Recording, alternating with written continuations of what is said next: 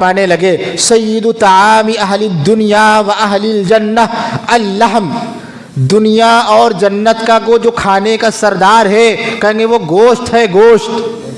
اللہ اکبر، یہ امام الاولین والآخرین کا حکم ہے۔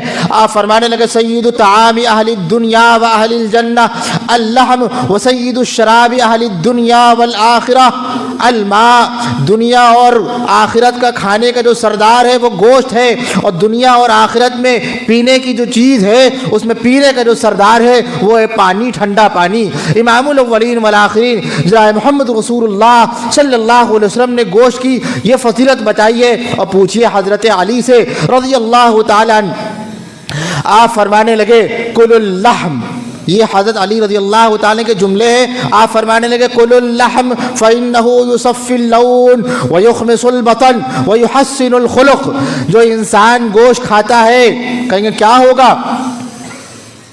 فإنه يصفي اللون، رنگ صاف ہو جاتا ہے اس انسان کا۔ کہیں کریم مت لگاؤ یار، کہیں گے پھر حضرت علی رضی اللہ تعالیٰ کے جملے پر عمل کر لو، کہیں گے آپ فرمانے لگے گوشت کھاؤ اس سے رنگ صاف ہوتا ہے، وَيُخْمِصُ الْبَطَن، پیٹ کم ہو جاتا ہے، وَيُحَسِّنُ الْخُلُقِ، اور اخلاق اچھے ہو جاتے ہیں۔ یہ حضرت علی رضی اللہ تعالیٰ کے جملے ہیں۔ اور آگے کیا فرمانے لگے؟ من ترکہ 40 یوما ساء خلقہ، 40 دن تک جس نے گوشت نہیں کھایا، کہیں گے پھر کیا ہوگا؟ کینسر ہو جائے گا، وہ مر جائے گا، کہیں گے جی نہیں، ساء خلقہ، اس کے اخلاق برے ہو جائیں گے۔ حضرت زہری رضی اللہ تعالیٰ فرمانے لگے اکل اللحم یزید 70 قوہ، گوشت کھانے سے 70 طریقے کی طاقتیں جس میں پیدا ہو جاتی ہیں۔ اور محمد بن واسع فرمانے لگے اللحم یزید البصر، گوشت کھانے سے بینائی تیز ہوتی ہے، آنکھوں کی روشنی تیز ہو جاتی ہے، لیکن گوشت پہ ٹوٹ مت پڑنا، کہیں گے اب ہمیں صرف گوشت چاہیے، اب ہمیں اور کچھ نہیں چاہیے۔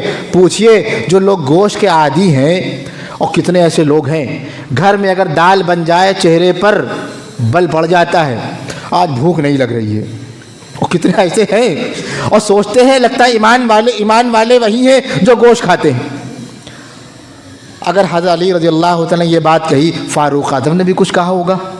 آپ کیا فرمانے لگے ایاکم واللحم فإن له ضراوة كضراوة الخمر، ایاکم واللحم، گوشت سے بچو۔ کہیں گے ابھی تو گوشت کی فضیلت ہو رہی تھی، کہیں گے اس کا مطلب یہ زیادہ گوشت مت کھائیے۔ ایاکم واللحم فإن له ضراوة كضراوة الخمر، کیونکہ زیادہ گوشت کھانے سے نشہ پیدا ہو جاتا ہے اور انسان گوشت کا عادی بن جاتا ہے، کہیں گے اس سے بچیے۔